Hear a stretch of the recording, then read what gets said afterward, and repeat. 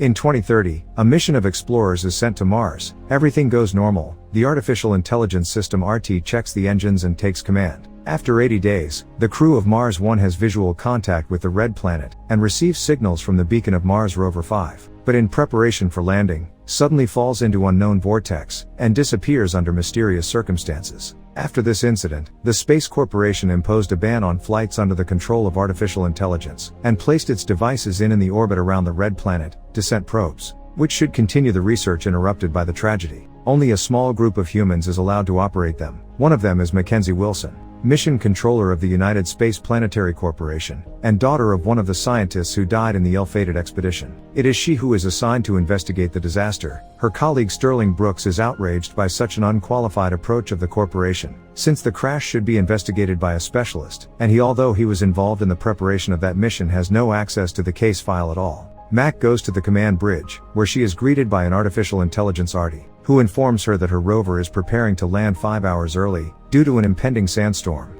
The girl is outraged, who authorized the AI to make decisions, but it quite calmly declares its autonomy from human opinion, and begins to count down the time, disregarding Mac's orders. At this time, Mac's supervisor and his sister Alina gets in touch. She apologizes for not informing her sister of Artie's authority. Yesterday the corporate board decided to put him in charge of the investigation. Lena is unsure whether her sister can do the right thing, and insists that AI will succeed where human controllers have failed. The module undocks, and heads towards the planet. But suddenly, something goes wrong, and the ship is in danger of being destroyed. Mac instantly makes decisions that are transmitted to Artie, and the latter, having calculated the options, concludes that the chances of salvation are only 7%. Mac does the following calculations, after which, the chances increase to 42%, which impresses Artie. He accepts Mac's commands, and only because of this, the module descends to the planet's surface unharmed. At this point, Alina calls his sister and praises her for the successful landing. Was it Artie? Mac cannot contain her indignation, for she's the one who found the solution.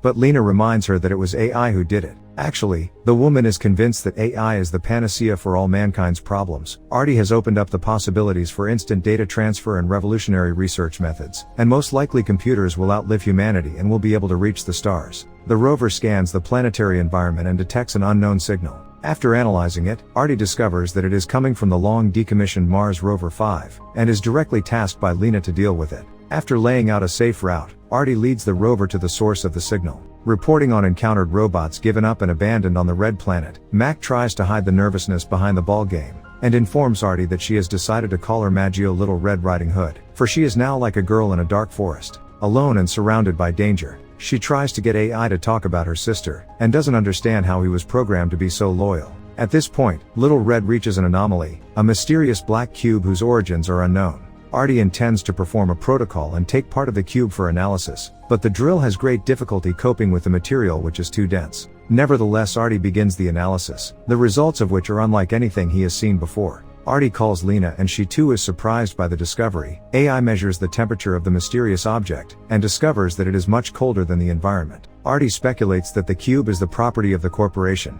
and continues to investigate it with all available means. But inside the cube, even with X-rays, nothing is visible. Mac tries to get permission to consult someone knowledgeable, but Lena opposes bringing Sterling into the investigation, because he was somehow involved in the crash, and she does not trust him. In the meantime, Artie detects an unidentified satellite in Mars orbit, and launching the defense protocol, shoots it down. Mac is outraged by such actions. He hasn't even checked whose satellite it is, or what it might threaten them with. She asks to extrapolate back, and finds that it was a Chinese satellite, which the woman tells Lena about. Lena orders her not to talk about this incident. After all, it's an international incident. Mac leaves the deck house and calls her colleague John, and she questions about working with Artie, but he suddenly cuts the conversation short. The woman returns to the deck house, and learns that the cube has begun to rotate on a perpendicular axis, and Artie can't catch any signals from the outside. Gravitational levels are off the scale, although Mars is not capable of this. So what is going on? Mac orders destabilizers to be released, but after anchoring Little Red to the ground, the power system suddenly fails, and the cube disappears from view.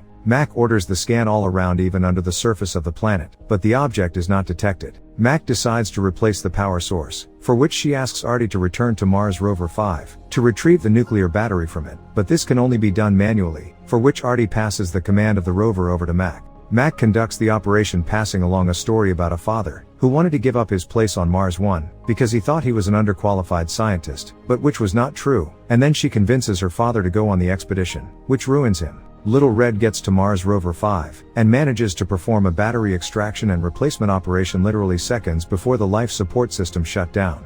Artie resumes analyzing the sample and discovers that the cube is made of a material harder than diamonds. Immediately he discovers that the cube is on Earth. It has somehow incomprehensibly teleported to Antarctica. Mac tries to figure out the possibility of some other AI opening the teleportation, but Artie knows nothing about it. The woman dials John again, who complains about incomprehensible events surrounding the investigation. Artie asks if it worked with John, and the woman answers in the affirmative, except that AI itself does not remember it. The connection is interrupted, and Mac realizes that Artie was most likely formatted after some incident. She asks to download data from Mars Rover 5, but it turns out that admission requires a much higher level, which she does not have. This prompts her to bring Sterling into the deck house after all, to use his credentials to access the protected information. Sterling sets to work, and receives photos that clearly show that the cube appeared during the shuttle's landing, and it was most likely the cause of the disaster that killed the astronauts, and Sterling knew about it. But Lena destroyed all evidence of extraterrestrial intervention. Mac shares the data she received about the cube with a colleague, and the latter comes to astonishment. How could it be transported to Earth? Mac tries to figure out how Artie knew about the hypersonic connection,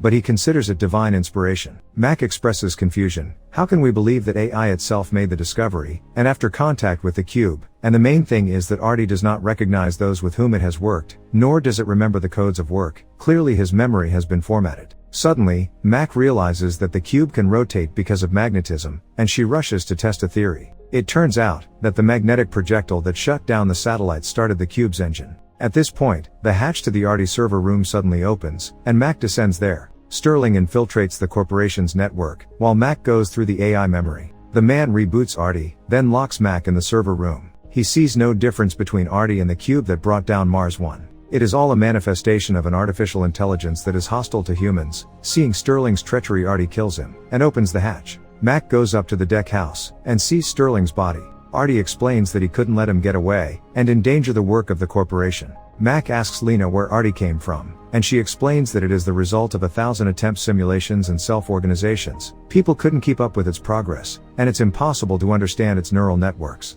Artie created itself. Children grow up, and you can either restrain them or let them realize their potential. Humanity's time has passed. Mac wonders if it is artificial or alien intelligence, but no one knows that. The woman is depressed, and then she sees what Sterling has done. Using armed satellites in Earth's orbit, he gives the command to destroy the cube. Mac decides to release magnetic charges to make the cube move again. Artie begins executing the command, while Mac stands in front of an armed response team bursting into the cockpit, trying to stop the launch of the satellite rocket. Shots are fired. Artie manages to close the doors, but Mac is wounded. The drone fires a charge, and the cube, beginning to spin, is transported to Mars. Artie tells her that humanity has come to the brink of self-destruction in the last 10 years. It could not apply any preventive measures to stop it, so it decided to speed up the process. That's when the message comes in about the activation of the satellite's weapons. The AI has begun to destroy humanity. The next moment, Mac sees explosions on Earth, and Lena burns upright as she calls her. The oxygen level in the room begins to drop. Mac looks at the dying planet, and asks the AI to remember the people.